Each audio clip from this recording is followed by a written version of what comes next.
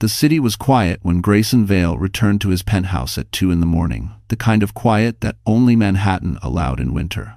Snow clung to the edges of the terrace glass, the skyline muted behind a thin veil of white. After a 14-hour flight from Seoul and a week of negotiations that drained even a man like him, he expected silence, darkness, and the familiar emptiness of a home too large for one person.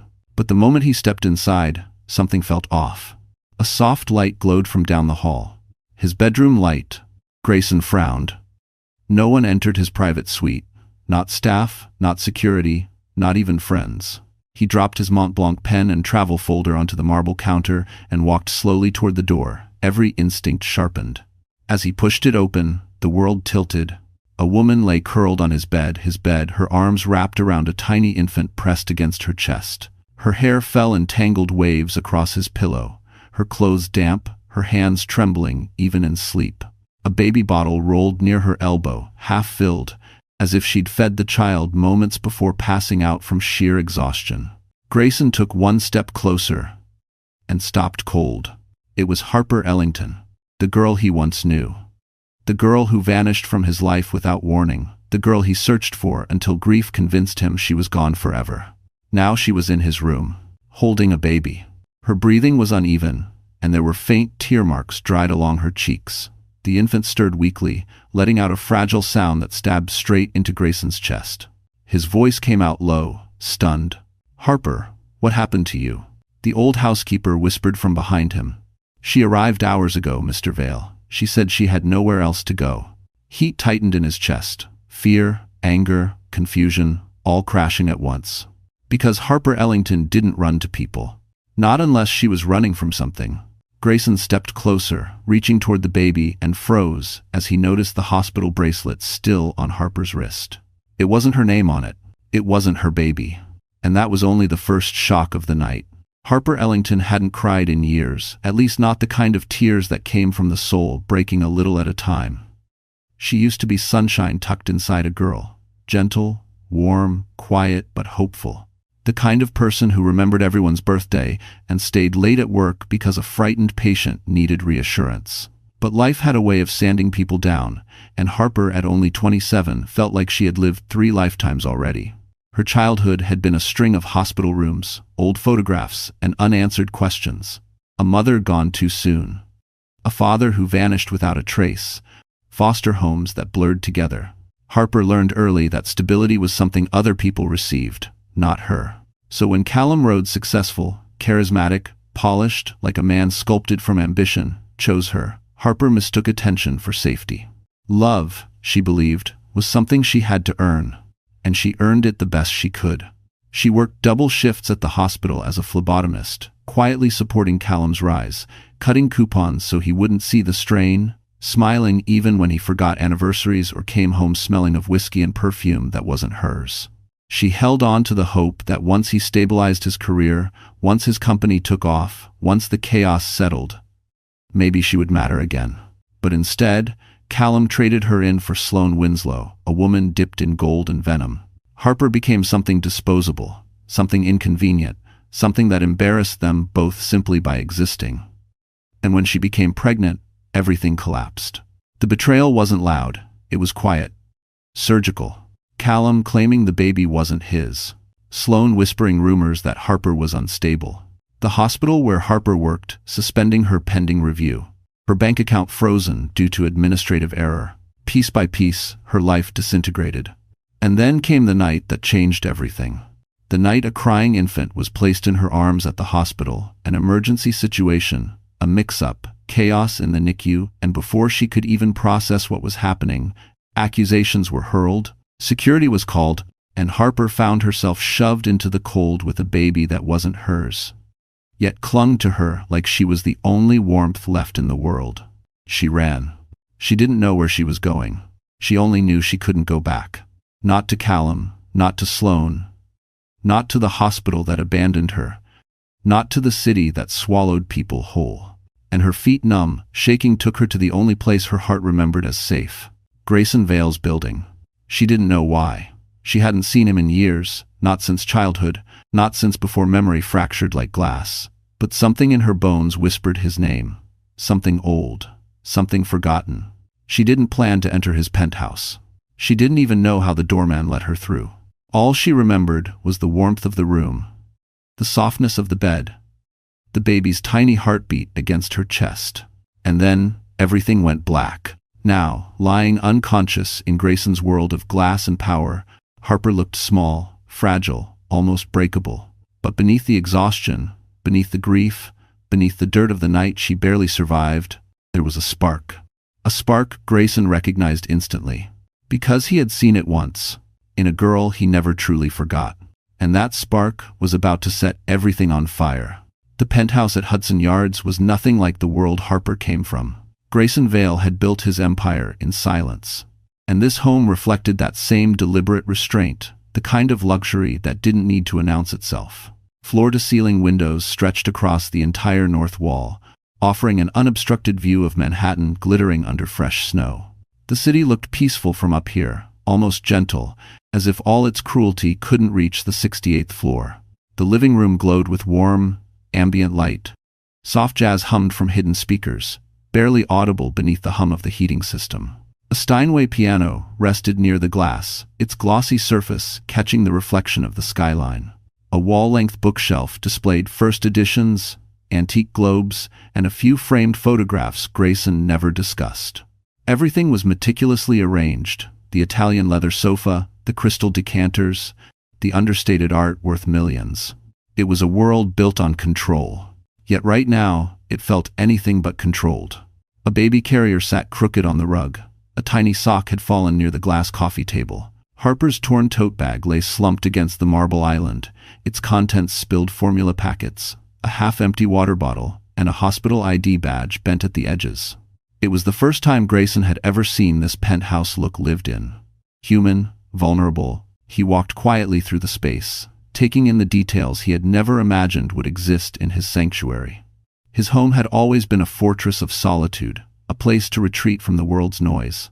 But tonight, it felt like the epicenter of something he hadn't felt in years, something dangerous, something that stirred old pieces of him he thought had died. The snow continued to fall outside, turning the city into a watercolor painting. Streetlights blurred into soft halos. Sirens sounded distant, like echoes from another universe. Harper still slept in his bedroom, the fragile infant tucked against her chest. Grayson stood in the hallway, running a hand through his hair, trying to piece together how she ended up here, in his space, in his life again. The housekeeper, Mrs. Alden, watched him carefully from the kitchen doorway. She was trembling when she arrived, she said softly, barely standing, wouldn't speak. "I didn't think you'd mind, sir." She looked lost. Lost. The words settled heavily. Harper Ellington didn't come to people unless the world pushed her to the edge. And from the looks of her, it hadn't just pushed, it had thrown her. Grayson stepped toward the bedroom door again, stopping himself before opening it. Instead, he looked at the small bottle on the nightstand.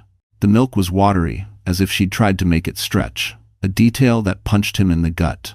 The man who controlled billion-dollar companies suddenly felt helpless in his own home. "How long has she been here?" he asked. "About 5 hours," Mrs. Alden replied. She kept whispering she was sorry, that she wasn't supposed to be here. Grayson stared at the closed door, his jaw tightening. Harper didn't show up here by choice. She showed up because she had nowhere left to go. And that meant someone had driven her to that brink. Someone who was very likely still looking for her. As he exhaled, lights from the neighboring skyscraper flickered, an unexpected signal that made the hair on his arms rise. Something was coming, something he hadn't prepared for. Sloane Winslow had a face made for magazine covers and a heart made of polished ice. In New York's upper circles, she was known as the woman who could walk into any room and tilt its balance without lifting a finger. Everything about her was calculated, from her perfectly symmetrical smile to the soft waves of her caramel blonde hair that moved like a curtain choreographed for the camera. People liked to call her magnetic, but the truth was simpler. Sloane had mastered the art of making others feel inferior. Her life had been curated, her image sculpted, her rise ruthless. Born into old money that was quietly crumbling beneath decades of poor decisions, Sloane grew up with a mother obsessed with status and a father obsessed with keeping financial failure a secret. By the time she was 22, Sloane learned the most important lesson of her life. Survival depended on attaching herself to someone with more power than she had. Enter Callum Rhodes. To everyone else, Callum was the charismatic CEO with a polished reputation. To Sloane, he was a man ripe for molding, a man desperate to stay above water in a world that demanded perfection. She studied him like a project, mirrored his ambitions, validated his ego, fed his insecurities. It didn't take long before she became his shadow, his advisor, his addiction. It wasn't love, it was strategy. And Harper Ellington? She was simply collateral damage. Harper represented everything Sloane despised: sincerity, humility, quiet resilience. Harper didn't compete. Harper didn't claw her way to attention. Harper existed, and somehow that offended Sloane on a cellular level. So when Callum drifted toward Harper out of genuine affection, Sloane didn't see a romance, she saw an obstacle. Removing Harper was quick work. A rumor here, a suggestion there, a concerned friend calling the hospital director, an anonymous tip sent to a journalism intern hungry for gossip. It didn't take much to paint Harper as unstable. Not when the world already believed that women without wealth should stay in their place. But then the baby changed everything. Sloane hadn't expected the situation at the hospital to spiral the way it did. She hadn't expected a mix-up, a missing file, a nurse screaming down the hallway, and she definitely hadn't expected Harper to leave the building, holding a child that wasn't hers. But in the moment, Sloane saw opportunity. If Harper disappeared under the weight of scandal, Callum would finally be hers completely. Yet days passed. Harper did not return. The hospital kept quiet. Callum grew restless. And Sloane began to feel something she hadn't felt in years. Fear. Not fear of Harper, but fear of what Callum might do if the truth ever surfaced. Because Sloane knew something no one else did. The baby wasn't Harper's. The baby wasn't Callum's. The baby wasn't even supposed to be alive. It was the one mistake Sloane couldn't bury. The one loose thread she couldn't cut. So when Callum stormed into her apartment that night, throwing his jacket across the sofa, shouting that Harper had vanished like a criminal, Sloane smiled sweetly and pretended to be concerned. She cupped his face, kissed his cheek, told him Harper would come crawling back. But when Callum walked away, Sloane's smile fell. Because earlier that day, Sloane had received a text from an unknown number, a photo of Harper's torn tote bag, a hospital bracelet, a baby swaddled in a blanket with a logo she recognized, and a message that chilled her blood. "You're losing control." Sloane stared at the screen, hands trembling. Only one person in New York had enough power to send that warning: Grayson Vale. And if he knew Harper was missing, he might already know who was responsible. Morning arrived like a slap to the face. The soft gray light filtered through the penthouse windows, touching the edges of the city as if afraid to disturb it. Harper sat at the kitchen island, wrapped in a blanket Mrs. Alden had draped over her shoulders. The baby slept in a borrowed bassinet nearby, his breathing fragile, his fingers curled like petals. Harper's eyes were swollen, her hair unbrushed, her entire body stiff from exhaustion. Grayson watched from across the marble counter, his expression unreadable. There were questions he wanted to ask, needed to ask, but every time he looked at Harper, holding herself together by sheer force of will, he swallowed them. She had been through enough. But the peace didn't last. His phone vibrated. Once, twice, then nonstop. Grayson's jaw tightened. He checked the notifications, and the blood in his veins turned to ice. Every major New York outlet had posted the same headline: Callum Rhodes' ex-wife suspected of kidnapping infant from hospital. Harper Ellington, missing with baby. Police investigating possible abduction. A photo accompanied the articles, a blurry image of Harper running into the cold night, the infant pressed against her chest. She looked terrified, desperate, unhinged. Exactly the picture Sloane needed the world to see. Harper noticed the way Grayson's hand froze around the phone. What is it?" she whispered, voice barely holding together. He didn't want to show her. But lying to Harper had never been an option. He turned the screen toward her. Her face drained of color. She reached out with shaking hands, scrolling through headline after headline, each twisted version of the truth more horrifying than the last. "No," Harper whispered. "No, I didn't. This isn't Grayson. I didn't take him. The nurse handed him to me. They told me to. I didn't." Her voice cracked. She covered her mouth, trying to swallow the sob, forcing its way up her throat. The baby stirred in the bassinet, sensing her distress. Mrs. Alden rushed to Harper's side, but Harper flinched back as if she didn't deserve comfort. "This is Sloane," Grayson muttered, pacing. "She's framing you. This entire story has her fingerprints all over it." Harper buried her face in her hands. "They'll arrest me. They'll take him away." "God, Grayson, I didn't even want to leave the hospital. They forced me out. I didn't know where else to go." Grayson stopped pacing and crouched in front of her. "You did the only thing you could. You kept him safe. That matters." But for the first time, Harper shook her head. "No, it doesn't. They'll never believe me." Before Grayson could reassure her, the penthouse intercom buzzed sharply. A voice crackled through. "Mr. Vale, we have visitors requesting immediate entry. They say it's urgent." Grayson stood. "Who is it?" A pause. Then, "Detectives. NYPD." Harper went completely still. Mrs. Alden squeezed her hand. Grayson's eyes darkened with something fierce and dangerous. He pressed the intercom button. "Nobody comes up until I authorize it." But the doorman's voice broke in, tense and frantic. "Sir, there's more. The media is gathering outside. Someone tipped them off." Harper's breath caught. "Oh God, they're here for me." "Everyone." Grayson looked toward the front door, his posture shifting into something cold and protective. Because the storm wasn't coming. It had arrived. Harper had never felt fear like this, not when she was shuffled between foster homes as a child, not when she worked overnight shifts handling medical emergencies, not even the day Callum told her she wasn't enough. But this? The sound of police officers downstairs, the echo of news vans outside, the realization that her name was being dragged across every screen in New York?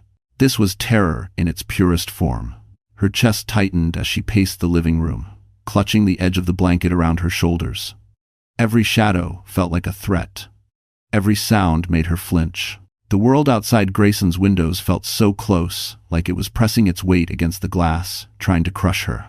"I can't breathe," she whispered, one hand over her mouth. "Oh God, I can't breathe." Mrs. Alden tried to guide her to the sofa, but Harper stumbled back. "Don't, please, don't touch me. I don't want to fall apart. If I fall apart, I won't be able to stop." Her voice trembled so violently the words almost broke. Grayson watched from a few feet away, jaw locked, fists clenched. He wasn't used to this. He commanded boardrooms. He negotiated with world leaders. He rebuilt companies from the ashes, but none of those skills meant anything here. Not when the girl who once saved his life with nothing but kindness was collapsing in front of him. "Harper," he said gently, approaching her. "Look at me." She tried. Failed. Tried again. When her eyes finally lifted, Grayson felt something twist inside him, a deep, old ache he thought he'd buried. "This is my fault," she whispered. "I shouldn't have come here. I shouldn't have taken him. I shouldn't have lived. Everything I touch falls apart." "Stop," Grayson said sharply. She recoiled as if struck. He softened immediately. "I didn't mean it like that. I mean, Harper, none of this is your fault." But Harper shook her head, tears spilling again. "They're going to take him away from me. They're going to lock me up. Callum will tell them I'm unstable. Sloane will have evidence. The hospital already thinks I snapped. And the baby deserves someone better than a woman who can't even keep her life together." The baby, as if understanding her pain, began to cry. Harper's heart cracked. She rushed to him, lifting him into her arms, rocking him desperately. "I'm sorry," she whispered into his tiny ear. "I'm so sorry." Grayson stepped closer. "Harper, let me help you. Whatever this is, you don't have to fight it alone." She laughed a small, broken sound. "Help me? Grayson, the entire city thinks I'm a kidnapper. And those detectives downstairs, they're here because someone told them I'm dangerous. That someone," Grayson said through his teeth, "is Sloane." Harper clutched the baby tighter, her legs shaking. She sank onto the couch, curling around the infant as if he were the last piece of warmth she had left. Her breaths grew rapid and shallow, panic swelling until she felt she might drown. "I can't do this," she said. "I can't survive this again." When the world turns on you, you don't get back up, you just disappear. Grayson crouched in front of her, his hand hovering near hers, not touching, just present. "You're not disappearing. Not on my watch. But Harper didn't hear him. She didn't hear anything until a sharp knock rattled the penthouse door. Detectives' voices echoed through the hallway. "Mr. Vale, open the door. We have a warrant." Harper froze. Her fingers tightened around the baby. Grayson rose slowly, shoulders squared, eyes turning into cold steel. Because now it wasn't just fear in the room. It was war. Grayson didn't open the door. Not immediately. He stood there, still as stone, while the detectives' voices bounced off the sleek marble floors. Harper's breath hitched. She held the baby so close, his tiny cheek was pressed into her collarbone, her fingers trembling against his blanket. The room felt too small, too loud, too bright. "Grayson," she whispered, "they're going to take him. Please don't let them take him." He turned to her, and something in his expression shifted, something that made the air thicken. Not anger, not panic, something colder, older, a version of Grayson that belonged to boardrooms where billions were on the line. "Harper," he said quietly, "I need you to trust me." Her throat tightened. "I don't have anyone else to trust." But before he could answer, his second phone, the private one nobody had the number to, buzzed on the counter. Grayson glanced at the caller ID and felt his jaw clench. The hospital director. He stepped into the hallway, answering sharply. "This better be important." On the other end, the director's voice quivered. "Mr. Vale, we reviewed the security footage. There's been a situation." Grayson's grip on the phone tightened. "What kind of situation?" "A nurse switched the ID tags," the director whispered. "And someone deleted the original birth record from the database. We didn't realize it until the infant's biological mother arrived searching for him." Grayson's blood chilled. "Are you telling me Harper didn't take this child?" "No," the director said. "She was handed the wrong baby during the emergency transfer. Whoever switched the tags did it deliberately." A quiet, deadly silence stretched between them. "Do you know who?" Grayson asked. The director swallowed audibly. "Mr. Vale, the person who accessed the maternity ward logs and the ID terminals was..." A loud bang erupted at the front door.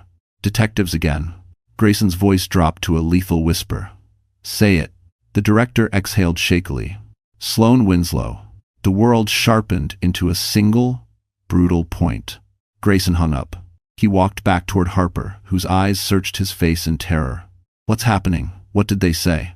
Grayson knelt in front of her, his voice firm but gentle. "Harper, you didn't take the wrong baby.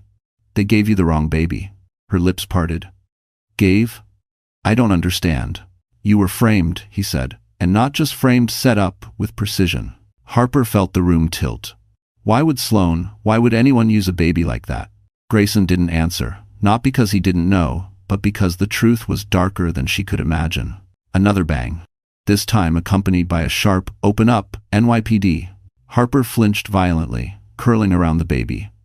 "Grayson, they'll arrest me. They'll take him to foster care. Please, please don't let them." He reached for her hands, steadying them. "They're not taking anyone." "But you don't understand," Harper cried. "I'm nobody. They won't listen to me." "Harper," he said, his voice a low, steady anchor. "You're not nobody. Not anymore." She stared at him, breath shaking. Something flashed in his eyes, something she didn't recognize, something protective, something dangerous. Then Grayson stood and walked toward the door. Not to open it, to lock the second deadbolt. The detectives pounded harder. "Mr. Vale, you're obstructing an investigation." Grayson picked up a folder from his desk, the one with the seal of the state attorney's office. Inside was a document powerful enough to silence any cop in Manhattan. He had waited years to use it. He hadn't expected the reason to be Harper. He approached the door, voice calm, controlled, lethal. "Detectives," he said, "before you enter my home, you should know one thing." The pounding stopped. Grayson slid the document under the door. "Read that," he said, "and then decide if you still want to come inside." Harper stared at him, heart pounding. What did you just give them?" she whispered. Grayson turned toward her slowly, eyes dark as midnight.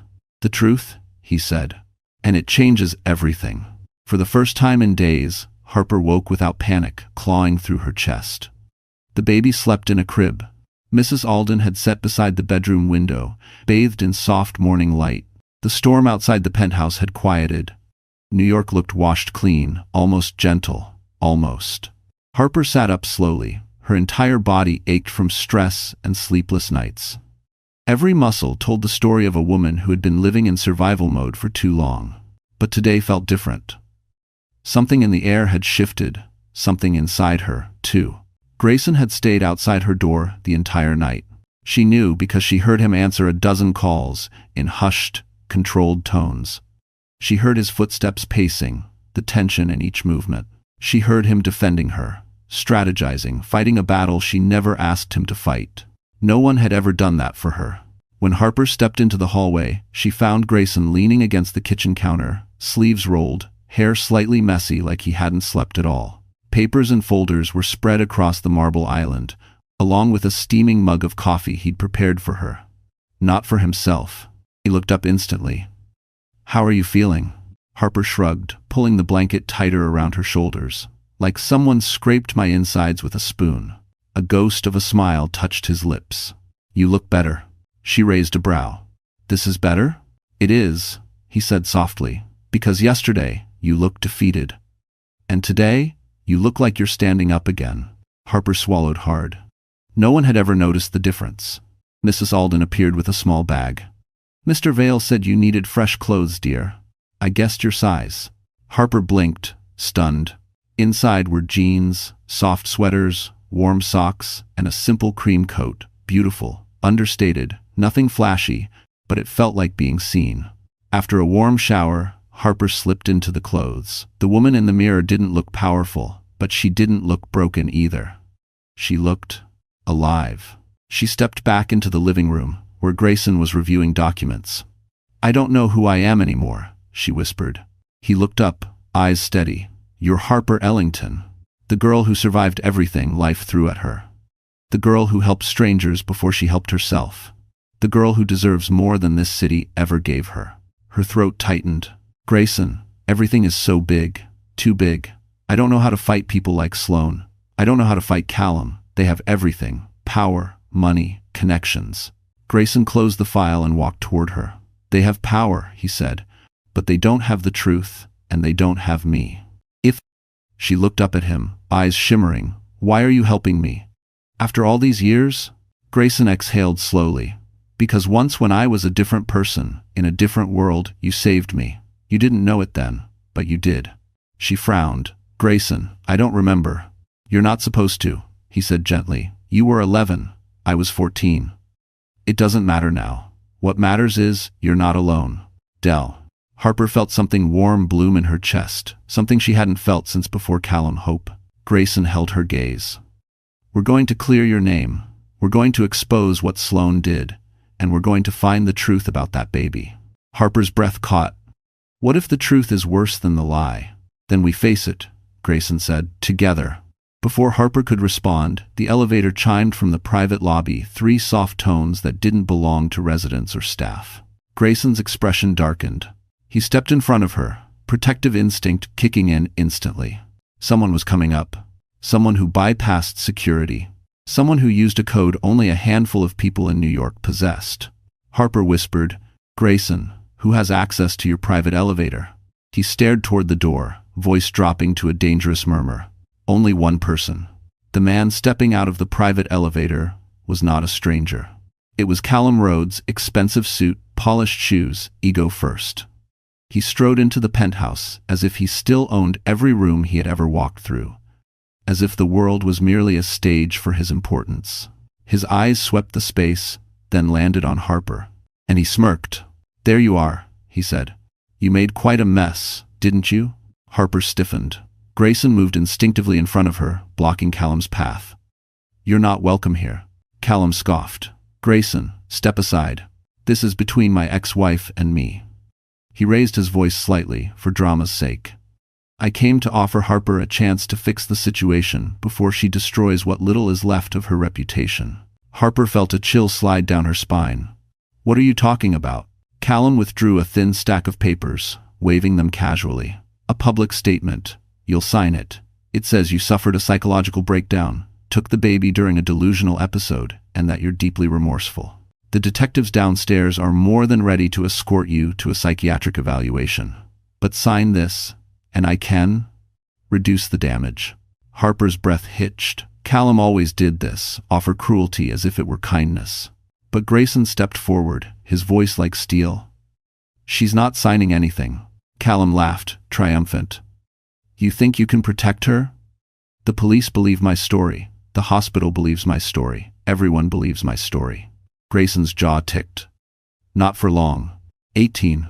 Callum raised a brow. "And why's that?" Grayson nodded toward the window behind him. Callum turned, annoyed, and froze. Across the street, 3 skyscrapers displayed massive digital billboards. Every screen flashed the same headline, written in bold white letters over a red background. Breaking news. Rhodes Industries under investigation for evidence tampering.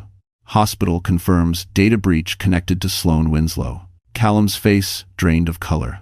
Harper clutched her chest. "Grayson, what did you do?" Grayson didn't take his eyes off Callum. "I told the truth, and I told it louder than they did." Callum's voice cracked. You don't have the authority.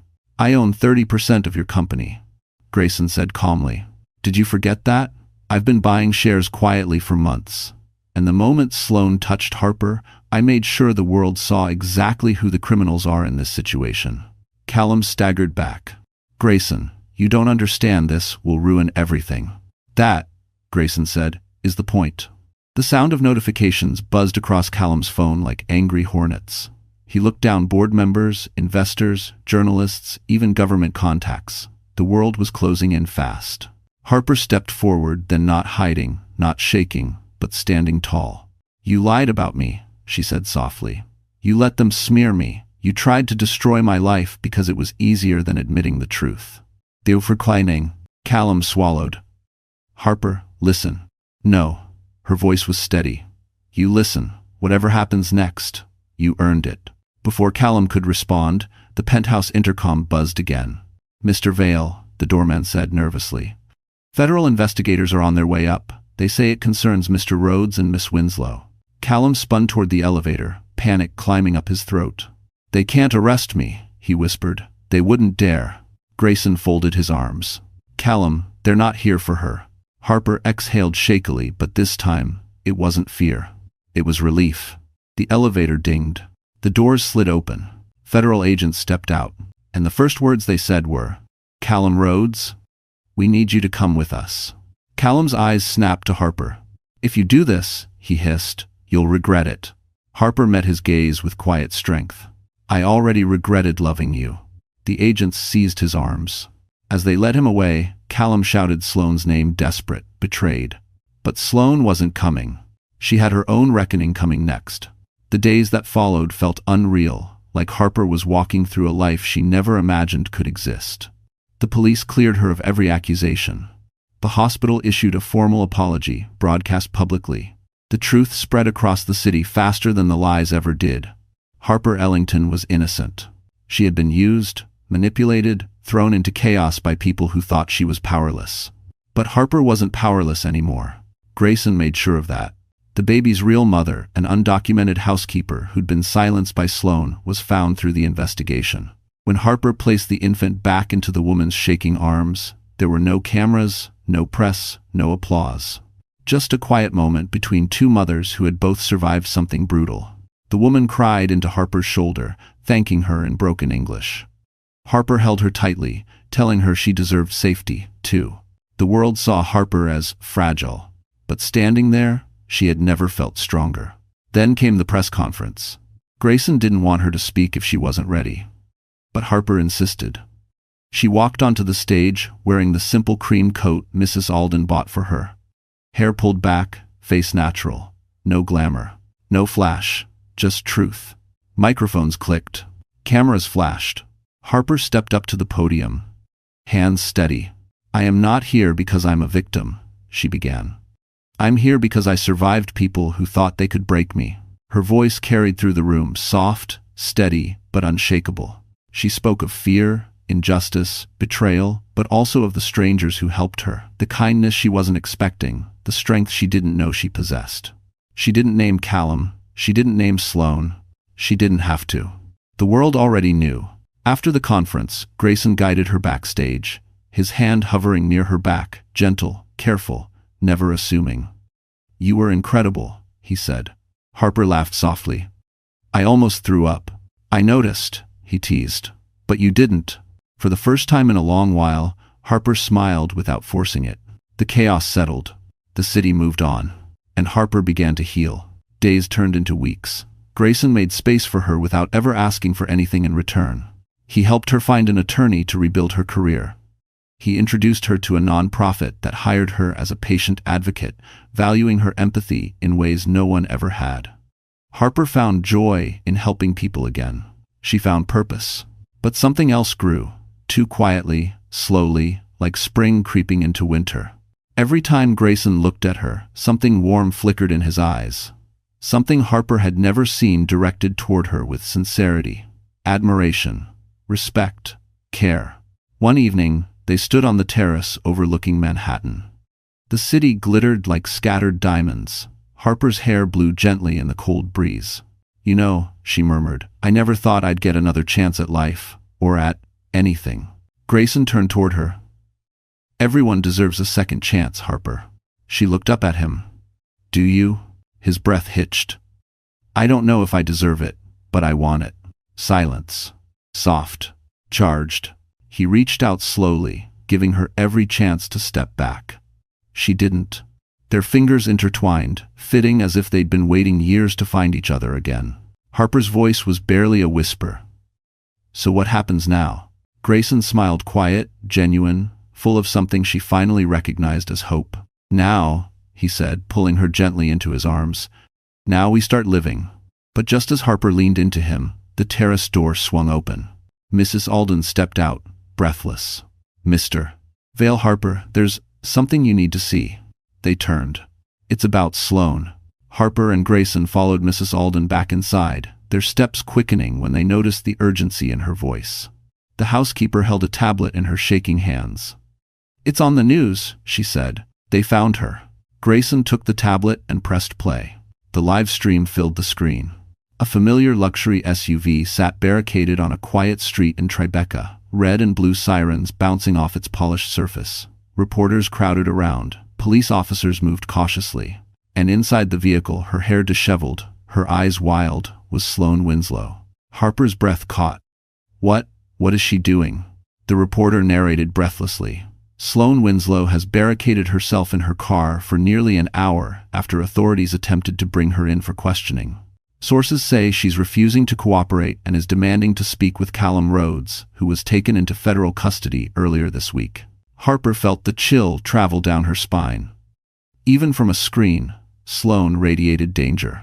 She was unraveling, uncontrolled, unhinged, unpredictable. Grayson turned off the volume. She's losing it. And desperate people make reckless decisions. Harper swallowed. Do you think she'll talk? She already has, Grayson said. Everything is pointing back to her tampering with hospital records, manipulating staff, orchestrating the baby switch. She's cornered, and she knows the only way out is to take everyone down with her. Harper hugged herself, suddenly cold. She's going to blame me. I know it. Mrs. Alden touched Harper's hand gently. Dear, she already tried that. And she failed. Grayson nodded. The difference now is the world is watching her fall apart. But Harper wasn't reassured. She had seen Sloane's cruelty up close. She knew when someone had nothing left to lose, they often struck the deepest. Just then, Grayson's phone buzzed on the counter. He glanced down and his expression hardened instantly. It's the FBI. Harper stepped closer. What do they want? He answered, Vale speaking. A stern voice replied, Mr. Vale, Sloane Winslow just requested to make a formal statement, but she refuses to talk unless Harper Ellington is present. Harper froze. Me? She claims, the agent continued, that she has information that will change everything. But she won't say a word unless Harper comes to the precinct. She's demanding it. Harper's stomach twisted. That's insane. I'm not going near her. I agree, Grayson said. She's unstable. But the agent's next words shifted the air completely. Mr. Vale, she threatened to release private medical documents and sealed evidence if we don't comply. She's cornered. There's no telling what she'll do. Harper's heart pounded. Why me? What does she want from me? The line crackled.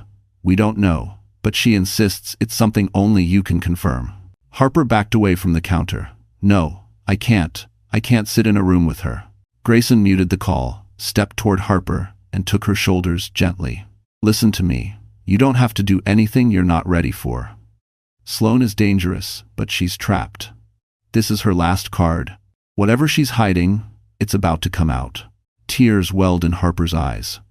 What if she reveals something that turns everything upside down again? I just got my life back. Grayson brushed a thumb across her cheek. If she tries, we deal with it. You're not alone anymore. She took a shaky breath, grounding herself in his steadiness. Then she nodded. Okay, I'll go. Grayson unmuted the call. We're on our way. As he hung up, Mrs.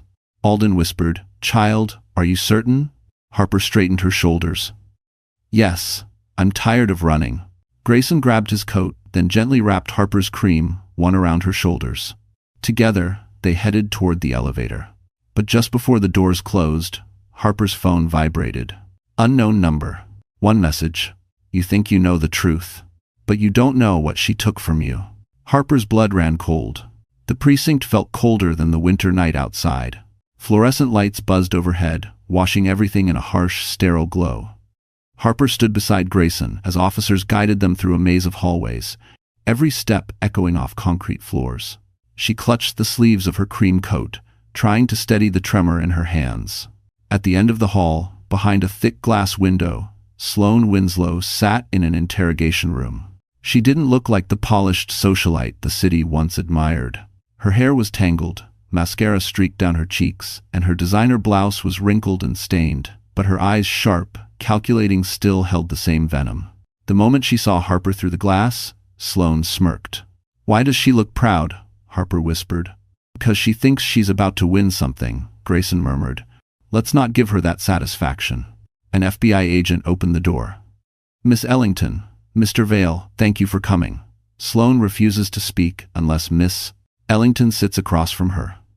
We'll be monitoring everything from outside. Harper hesitated. Do I have to be alone with her? No, Grayson said firmly. I'm staying with you. The agent nodded. That's fine, let's begin. Harper entered the interrogation room first. The smell of cheap coffee and burnt dust lingered in the air. Sloane leaned back in her chair, tapping her nails against the metal table. Well, Sloane crooned. Little Harper Ellington. You clean up nicely for someone who committed a felony. Harper sat, pulse racing. Grayson positioned himself beside her, arms crossed, posture radiating authority. Cut the theatrics, Grayson said coldly. Say what you need to say. Sloane tilted her head, studying Harper with unsettling delight. It must be so confusing, Harper. 1 minute you're holding a baby like he's your purpose in life, and the next... She trailed off, eyes glittering. You find out he never belonged to you at all. End quote. Harper stiffened. He was never mine. I know that. And I gave him back. Did you? Sloane whispered. Did you really? Harper frowned. What is that supposed to mean? Sloane leaned forward. Tell me, Harper, do you remember the night you miscarried? The room froze. Grayson's eyes snapped to Harper, confused, startled. Harper went pale. What? What are you talking about? Oh, come on. Don't play innocent, Sloane sneered. You really don't remember? You were pregnant with Callum's child 2 years ago. You lost it. Callum didn't bother telling anyone because it made him look bad, but you remember the hospital, don't you? Harper shook her head violently. No, that never happened. I would remember something like that. Would you? Sloane said softly. Trauma is slippery. Harper's breathing quickened. The walls felt too close. Grayson slammed a hand on the table. Enough. Stop trying to manipulate her. Has ever won it. Oh, sweetheart, Sloane purred, eyes never leaving Harper. I'm not manipulating her. I'm reminding her. Harper felt her vision blur. Her hands trembled against the cold metal. There were flashes, hospital lights, a gurney, Callum shouting at a nurse, but she didn't know if they were memories or tricks of panic. Sloane leaned even closer. Do you know why Callum hated you so much, Harper? Because the baby you lost wasn't his. Harper's breath hitched sharply. What? Grayson stood abruptly. We're done here. But Sloane laughed a chilling, triumphant sound. Of course you're done. That's what Harper does. She runs from the truth. The door flew open as the FBI agents rushed in. Enough, Sloane. You're done. Sloane smirked at Harper one last time. You think you know who you are, she whispered. But you're standing on a lie. Harper staggered to her feet, heart pounding so violently she could barely hear anything else. Grayson grabbed her shoulders. Harper, breathe. Don't listen to her. But Harper couldn't breathe. Because for the first time, she wasn't sure Sloane was lying. Harper didn't remember leaving the interrogation room. She didn't remember walking down the hallway, or the fluorescent lights flickering above her, or the agents whispering into radios. All she remembered was the sound of Sloane's voice, slippery, poisonous, curling around her like smoke she couldn't escape. You were pregnant. You lost the baby. And it wasn't Callum's. The words looped in her mind, jagged, violent. She stood outside the precinct doors, gripping the cold metal railing as if it were the only thing keeping her upright. Snow fell around her in soft flakes, dissolving the moment they touched her skin. She barely felt it. Her pulse pounded in her ears, drowning out the city noise. Grayson stepped beside her, worry etched across his face. Harper, look at me. She couldn't. Her throat was too tight to speak, her mind too loud to think. He touched her elbow gently. She lied. It's what she does. Harper shook her head slowly. I don't know. I don't know anymore. Harper, there are pieces missing, she whispered. Pieces of my life I can't explain. Things I told myself were nightmares, or stress, or dreams. But what if they weren't? What if something happened and I blocked it out? Grayson inhaled sharply, his expression shifting, softening, then tightening with something protective. Trauma warps memory. That doesn't make her version the truth. But what if it is? Harper whispered. A taxi honked nearby. A dog barked. People passed by without noticing her unraveling in real time. Harper felt like a ghost drifting through a city that never once cared she existed. She backed away from Grayson. I need space. You don't, he said softly, stepping forward. What you need is someone who won't let your past swallow you whole. Her voice cracked. But the past is swallowing me, and I don't even know what's real. A sudden flash, bright and violent, hit her mind. Hospital lights. A cold metal table. Callum yelling at someone. Her own voice begging, please, don't let him take my baby, please. She gasped, stumbling. Grayson caught her before she hit the concrete. Harper! His voice frayed with panic. What did you see? She clutched his coat, trembling. A memory. Of what? I don't know, she whispered. But it felt real. Grayson helped her to a bench near the precinct entrance. Harper pressed her palms to her temples, as if she could push the shattered pieces of her mind back into place. I don't understand, she said. Why would Callum keep something like that from me? Why didn't I remember? What happened that night? Grayson crouched in front of her. We're going to find out. Every detail. Every truth Sloane tried to bury. Harper looked at him, then really looked at him. His eyes were steady, unwavering, as if he'd tear apart the world brick by brick if it meant protecting her. But fear still gripped her chest. What if I don't like what we find?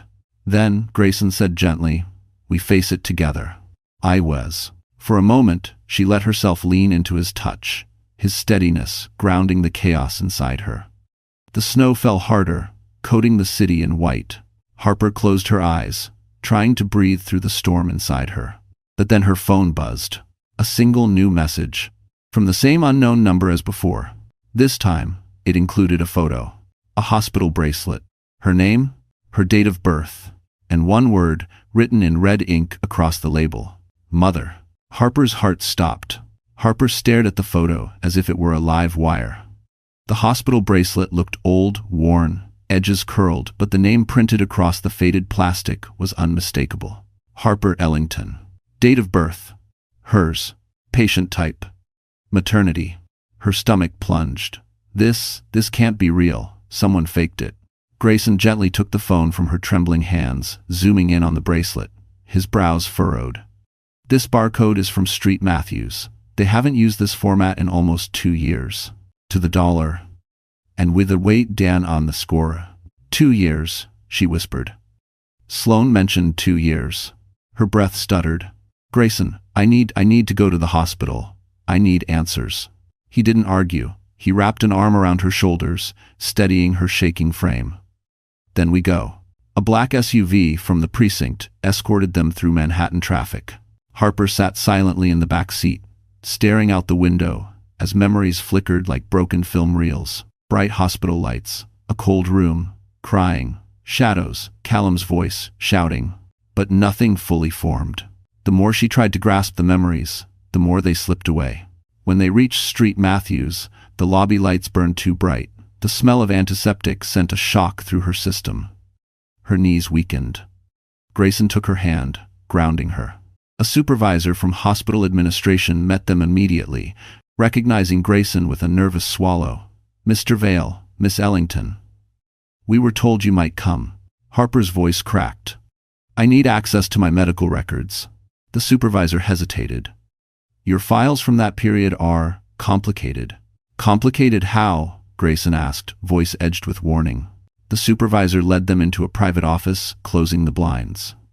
He logged into the hospital system, typing quickly. "Miss Ellington, according to the database, you were admitted to the maternity ward 2 years ago." Harper pressed a hand to her chest. "And?" The supervisor exhaled shakily. "And the record is flagged as restricted, accessed by only 2 people before it disappeared from our active files." Harper swallowed hard. "Who?" The supervisor turned the monitor toward them. "Access granted. Sloan Winslow." "Access granted. Callum Rhodes." Harper felt the air leave her lungs in a painful rush. Grayson leaned forward. "Pull the archived audit logs." The supervisor clicked again, hands trembling. A single PDF appeared. "This is all we found after the breach." Harper forced herself to look. Admission. Abdominal trauma. Presenting symptoms. Severe bleeding. Patient state, distressed. Notes, pregnancy confirmed. Fetal distress. Emergency intervention recommended. Outcome, redacted. Harper's vision blurred. I was pregnant." Grayson tightened his grip on her hand. Harper whispered, "Why didn't I know? Why didn't they tell me?" The supervisor looked pained. "The notes suggest you were sedated following the procedure. The attending doctor was replaced the next day, and the records were sealed immediately." "By Callum," Harper whispered, her voice breaking. "He made me believe I was losing my mind. He told me I was dramatic, overreacting, imagining things."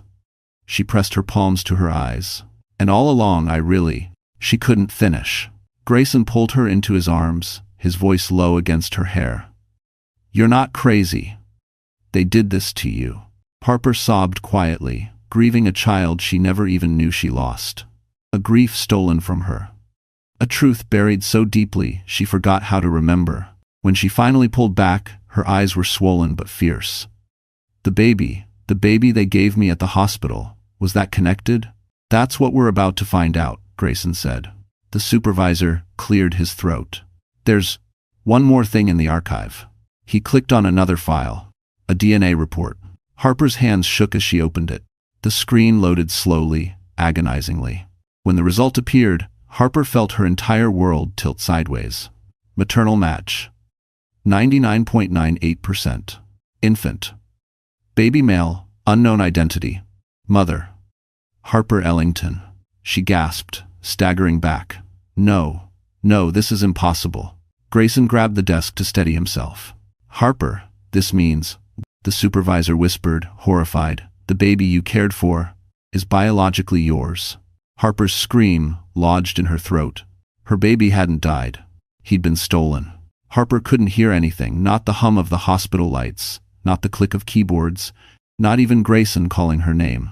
All she heard was the pounding inside her chest, loud, violent, unbearable. Her knees buckled. Grayson caught her before she hit the floor, his arms strong and steady around her trembling body. "Breathe," he whispered. "Harper, breathe." But how did a mother breathe after discovering her child, her real child, had never died at all, but had been taken? Harper pressed a shaking hand to her lips. I don't understand. They told me I lost him. They told me," her voice broke, sharp and raw. "Why would they do this? Why would Sloan steal my baby?" Grayson's jaw clenched so tightly a muscle jumped in his cheek. "Because they needed a secret buried, and you were easier to break than the truth." The supervisor cleared his throat, voice shaking. "Miss Ellington, there's more." Harper's eyes snapped to him, fragile but fierce. "Show me." He opened another file footage from 2 years ago, grainy, muted, time-stamped at 2:17 a.m. Harper lay unconscious on a gurney, face pale, hair plastered to her forehead. A nurse tried to stop the bleeding while another prepared medical equipment. In the corner, Callum paced aggressively, shouting at someone off-screen. Then Sloane entered the room, calm, composed, wearing a silk coat and heels as if the world owed her stability. She approached Harper's bed, leaned down, whispered something into Harper's unconscious ear. Harper recoiled from the screen as though burned. "Turn it off." Grayson stopped the footage instantly, but the image lingered in Harper's mind like a brand. The supervisor hesitated. "There is a final file you need to see." He opened it. A delivery room camera. A newborn baby crying, swaddled in a blanket stamped with Street Matthews logo. A nurse carrying him toward the exit. And behind the nurse, Sloane following with a forged badge and a clipboard. Harper slapped a hand over her mouth. A sound escaped her, half sob, half scream. "She took him," Harper whispered. "She stole my baby from that room." Grayson knelt in front of her. "Harper, look at me. We know the truth now, and I swear on my life, we're getting him back." Harper's tears fell silently, landing on Grayson's hands. "But why? Why take him? Why make me believe I lost him?" The supervisor answered softly. "Because the infant Sloane had planned to adopt privately didn't survive the birth. She had already told Callum she was pregnant with his child. Losing that baby would have exposed everything." Harper's breath caught. "So she replaced her dead child with mine. And Callum," Grayson added, voice sharp with fury, "knew it would destroy his reputation if the truth came out, so he let her do it." Harper felt something inside her shift, a kind of grief so deep it pushed past pain into a cold, precise rage. She stood. For the first time in years, she felt tall. "I want him found," she said quietly. "I want my son back." "Nil. And you will," Grayson said. "But there's something else you need to know." He pulled a document from the supervisor's desk. "This DNA report?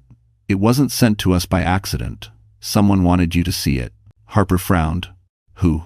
Before Grayson could answer, the hospital intercom crackled. "Security to the main lobby. We have an unregistered infant, abandoned in a baby carrier. Repeat, abandoned infant found." Harper's heart stopped. A baby. Abandoned. Here. Tonight. Grayson grabbed her arm, eyes wide. "Harper. It might be him." Harper didn't remember, moving only the sensation of her body launching forward on instinct, her legs carrying her down the hallway faster than she thought she could run. Grayson kept pace beside her, calling her name, but she barely heard him over the pounding of her heartbeat. Her son. Her baby. Somewhere downstairs. The elevator ride was agony. Every second stretched unbearably long. Harper's fingers dug into the handrail, her chest rising and falling in sharp, uneven breaths. Grayson placed a steadying hand on her back. "We don't know anything yet," he said gently. "We'll confirm first. Whatever happens, I'm here." But Harper could barely think. She felt the truth in her bones, in the frantic pull inside her chest. A mother knows. The elevator doors slid open to chaos. Nurses whispered in clusters. Security guards paced near the entrance. A baby's faint cries echoed through the lobby, thin and frightened like he'd been crying a long time. Harper froze. "That's him," she whispered. "Grayson, that's him." She followed the sound until she reached a small bench near the revolving doors. A baby carrier sat abandoned on the floor, a soft blue blanket tucked around a tiny body shaking from exhaustion. Harper fell to her knees. Her hands trembled as she unbuckled the straps. The baby's face was blotchy from crying, cheeks damp, fists clenched tightly, but when Harper lifted him into her arms, he quieted, just stopped. His tiny fingers curled around the fabric of her coat, his cheek pressed instinctively against her shoulder, as if his little body recognized her before his mind ever could. Harper's breath broke into a sob. "It's him," she whispered. "Oh God, Grayson, it's really him." End quote. Grayson knelt beside her, one hand on her back, his eyes glistening with something fierce and unspoken. "He's safe now. You found him." A security guard stepped closer. "Ma'am, we'll need to check his identity. Standard." Harper clutched the baby protectively, eyes wild. "No, no one is taking him from me again." Grayson rose slowly, placing himself between her and the guard. His voice dropped into something cold, intimidating. "We'll cooperate, but not here." And no one touches the child except authorized medical staff. Confirm his safety first. The guard hesitated, intimidated by Grayson's authority. Yes, sir, I'll get a nurse. Harper rocked her son gently, tears falling silently onto the top of his tiny head. He made a small sound, a tired whimper, and pressed closer. It felt like something inside her, long frozen, finally cracked open. Minutes later, a pediatric nurse arrived with warm blankets and a portable scanner. She gave Harper a soft, reassuring smile. We won't take him away. We'll do everything right here. The scan beeped. A second beep followed. Then confirmation flashed across the handheld device. Infant id. Matched. Mother, Harper Ellington. Harper broke down completely. She kissed the baby's forehead, whispering, I missed you. I'm so sorry. I'm here now. I'm here. Grayson exhaled slowly, tension draining from his body. He crouched beside her, rubbing her shoulder in gentle circles. You got him back, he murmured. Harper, you did it. But the moment of relief didn't last. A police officer hurried toward them, his expression urgent. Mr. Vale, we have an update regarding Sloane Winslow. Grayson stiffened. What happened? The officer hesitated, glancing uneasily at Harper. She escaped during transport. Harper's grip tightened around her baby. Grayson's jaw locked. How? We're not sure. But, she left a message. For Harper. It's Formant. The officer handed Grayson a small folded note. He opened it. 3 words stared back at him. You're still mine. Grayson's expression darkened. Harper felt the chill crawl up her spine. Sloane wasn't done. The ride back to the penthouse was silent, except for the baby's soft breathing. Harper held him tightly, her chin tucked above his tiny head, refusing to let go even for a moment. Every streetlight that passed felt like a warning. Every shadow looked like it might suddenly take shape and become Sloane. Grayson remained beside her the entire time, his jaw clenched, one hand on the back of the seat, as if he were physically holding the world together. He wasn't the calm CEO the city admired. He was something colder, sharpened by fury, shaped by the instinct to protect. When they stepped inside the penthouse, security was already waiting.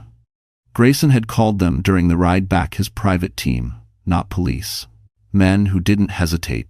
Lock down every entrance, Grayson ordered. Nobody gets access without my permission. Nobody. Harper felt the air tighten around her. Do you really think she would come here? Grayson didn't sugarcoat it. Sloane has nothing left to lose, and people like her become dangerous when cornered. Harper hugged her baby closer. She stole him. She lied to me. She made me think I wasn't even a mother. Why would she keep chasing me? Grayson stepped toward her. Because she's unraveling. And unraveling people want to take someone with them. Harper swallowed, throat tight. That someone would be me. He held her gaze. Not while I'm breathing. Before she could respond, his head of security entered the living room. Sir, we traced her escape route. She ditched the van on 11th Avenue. Cameras picked her up, heading toward the docks. The docks? Harper whispered. Why there? Grayson's eyes narrowed. Because it's one of the few places in Manhattan with blind spots. If she wants to disappear, that's where she'd start. Harper felt a wave of nausea. She can't disappear. Not after everything she's done. She needs to face this. And she will, Grayson said. We're not letting her vanish. Another security guard hurried in, holding a tablet. Sir, we found something else. On the screen was security footage from the hospital lobby. A woman hooded, moving quickly, strode through the entrance just moments before the baby was found. She set the carrier down, looked around frantically, then ran back out into the night. Harper leaned in, eyes wide. That's not Sloane. No, Grayson agreed. But she knows Sloane. Look, she keeps checking behind her like someone's chasing her. Who is she? Harper whispered. Security zoomed in. The image sharpened just enough to show the woman's face clearly. Harper gasped. I know her. She worked at the hospital. She was one of the night shift assistants. She was always kind to me. Grayson nodded slowly. Then I think we found the one person who knows exactly what happened the night your baby was taken. The security chief studied the footage. She didn't abandon him. She was protecting him. She ran because she thought she was being followed. Harper's stomach dropped. Followed by Sloane. And now she's missing, Grayson said. Which means Sloane may have gone after her. Before Harper could respond, her phone buzzed violently in her pocket. Unknown number. Again. A video message. Hands shaking, she pressed play.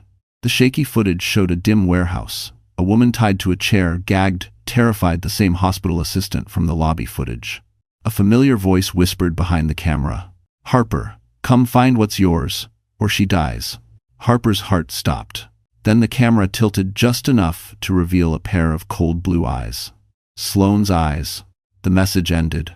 Grayson took Harper's hand, voice low and lethal. "We end this tonight." The warehouse at the edge of Red Hook stood like a skeleton against the night sky, its metal siding rattling in the cold wind.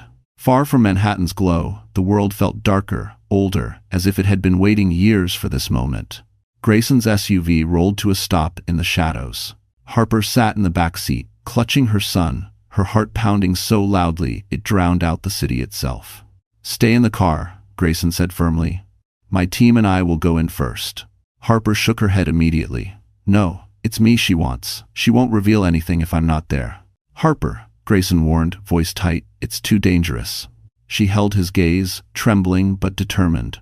"Everything in my life was taken from me without a choice. Not this time, not tonight. Today." Grayson hesitated just long enough for her to see the fear behind his anger, then nodded once. "You stay behind me." No matter what, his security team fanned out silently, scanning the perimeter. A guard opened the SUV door, helping Harper step out while she kept her baby tucked protectively in her arms. The cold bit into her skin. The warehouse loomed before her, like the mouth of something ancient. A single light glowed inside. Sloane's invitation. Grayson placed a steadying hand on Harper's back as they crossed the threshold. The metal door groaned open. The scent of dust and cold air filled the cavernous interior. Footsteps echoed. Then, a voice drifted from the center of the warehouse. "Well, the happy family arrives." Sloane stepped into the light. Her hair was messy, her eyes ringed with exhaustion, but her posture was eerily calm. A kind of quiet, simmering madness. Behind her, the hospital assistant Sarah sat tied to a chair, shaken but unharmed. Harper tightened her grip on her son. "Let her go, Sloane." Sloane smirked. "You mean my child?" Harper flinched, but Grayson stepped forward. "Cut it out. We know everything about the records. The switch, the lies. It's over." "Over?" Sloane laughed softly. "You think exposing me fixes what she did?" Harper stiffened. "What I did?" Sloane's eyes darkened. "You ruined everything the day you met Callum. Do you know how hard I worked to build our life? And then a woman with nothing waltzes in and takes everything I built?" Harper's voice barely held steady. "You took my baby. I saved your baby." Sloane snapped. "You were never meant to raise a child. You fall apart over everything. Callum knew it, the hospital knew it. You were a threat to that baby. I did what needed to be done." Harper shook her head, tears filling her eyes. "You stole him because your own baby didn't survive. It's never should." The words hit like a slap. Sloane's facade cracked. He was mine. He was supposed to be mine. Everything was supposed to be perfect. Grayson moved in front of Harper. "Give yourself up, Sloane. This ends now." Sloane looked at Harper's baby, her expression twisting with something desperate and dangerous. "Give him to me," she whispered. "Harper, give him back. He was safer with me." Harper's arms tightened instinctively. "He is my son." Sloane took a step forward. Security tensed. Grayson raised a warning hand. "Sloane, stop." But Sloane's eyes were locked on Harper, wild, pleading, broken. "Just give him back," she murmured. "Please, he was the last piece I had left." Harper's heart broke, not with sympathy, but with the realization that Sloane was truly gone, swallowed by the lies she created. "I'm sorry," Harper said softly, "but he was never yours." Sloane froze. And then, a police siren wailed in the distance. Sloane's head whipped toward the sound. Her voice shattered. "You called them." Grayson stepped forward. "It's over." Sloane inhaled sharply, then turned and bolted deeper into the warehouse. "Go," Grayson commanded his team. The guards sprinted after her. Harper clutched her son, chest heaving. Grayson grabbed her hand. "Stay with me." But from somewhere inside the warehouse, a shout erupted. "She's heading for the river." Harper's blood ran cold. Sloane's last escape route, and her last chance to destroy everything. The cold wind from the East River cut through the night as Harper, holding her son close, hurried after Grayson and the security team. The warehouse opened into a narrow walkway overlooking the water-rusted railings, creaking boards, and the echo of distant sirens bouncing off the dark waves. Up ahead, Sloane stumbled along the edge, her silhouette lurching unevenly in the dim glow of street lamps. She seemed smaller now, her once perfect posture defeated, her arms wrapped around herself as if the lies she carried were finally too heavy to bear. "Stop!" Grayson called out. His voice echoed through the emptiness. Sloane turned her head sharply. Even from a distance, Harper could see her pale, panicked eyes. "Stay back," Sloane cried. "Just leave me alone." Harper stood behind Grayson, clutching her son's small body protectively. The baby whimpered softly, sensing the tension in her arms. Grayson stepped forward slowly. "Sloane, there's nowhere to go. Let them help you." "Help?" Sloane let out a broken laugh. "No one ever helps me. They judge me. They whisper behind my back. They wait for me to fall. But I'm not giving them the satisfaction." "Sloane," Harper said gently, stepping out from behind Grayson. "You don't have to keep running." Sloane's gaze snapped to her. "Don't pretend to care about me, Harper. You took everything from me." Harper shook her head. "You're the one who took everything. My memories, my child, my life. But I'm not here to punish you. I just want this to stop." Sloane's breath hitched, her shoulders shaking. For a moment, the bitterness in her face softened, revealing a frightened, exhausted woman beneath the cruelty. "I never wanted to hurt you," Sloane whispered. I couldn't let him go. He was all I had left." End quote. "That wasn't your burden to carry," Harper said quietly. Behind them, the flashing red lights grew brighter as officers approached the dock. Sloane's eyes widened in fear. "They'll tear me apart," she whispered. "The press, the police, everyone." "You can still face the truth with dignity," Harper said. "You can still stop this from getting worse." Sloane's eyes dropped to the baby resting against Harper's chest. A soft, longing expression flickered in her eyes, brief, hollow, aching. "He was never mine," she murmured. "I knew that. Deep down, I always knew." Harper held her son closer. "Then let him be safe now." Sloane closed her eyes. A single tear slid down her cheek, quiet, defeated. She turned toward the railing. Grayson yelled, "Sloane, don't."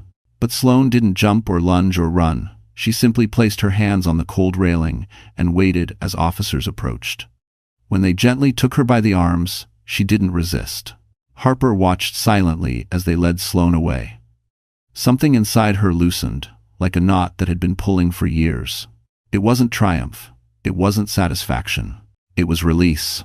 Grayson returned to her side, his voice soft. "It's over."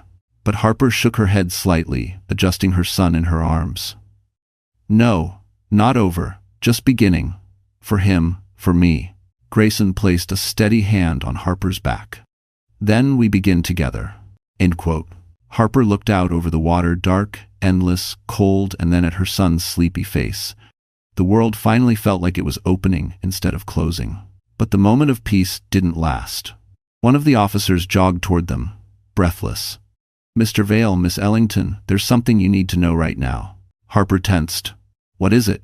The officer hesitated, eyes shifting toward the baby in her arms. "We found another file, one Sloane hid, even from Callum. Thanks for watching." Grayson's expression darkened. "About what?" The officer swallowed. "About the father." Harper's heart lurched the moment the officer mentioned the father. She instinctively pressed her son closer, as if shielding him from a truth she wasn't ready to hear. The night air felt sharper, colder, almost metallic against her skin. Grayson stepped forward first, voice low and steady. "What file?" The officer opened a waterproof envelope and handed him a folded sheet. "We found this hidden in a false bottom inside Sloane's storage locker at the docks. It's dated 2 years ago." Grayson unfolded the document. His eyes scanned the page, and for the first time since Harper met him, she watched his confidence waver just barely, but enough to make her chest tighten. "What is it?" Harper whispered. Grayson took a breath, then handed her the paper carefully, as if it were something fragile, something that might break her if presented too suddenly. Harper held the page with trembling hands. At the top, it read, "Confidential DNA report, private request, paternity analysis." Below it, Paternal match, 99.97%. Father, Grayson Vale. Child, infant, male, Harper Ellington. The world tilted. Her breath hitched painfully. No, this can't be right. Grayson, this can't. He stepped toward her slowly, eyes full of something she had never seen there so clearly before: fear, hope, disbelief, and a tenderness he normally kept locked behind a fortress. Harper, he said softly, I didn't know. I swear to you, I had no idea.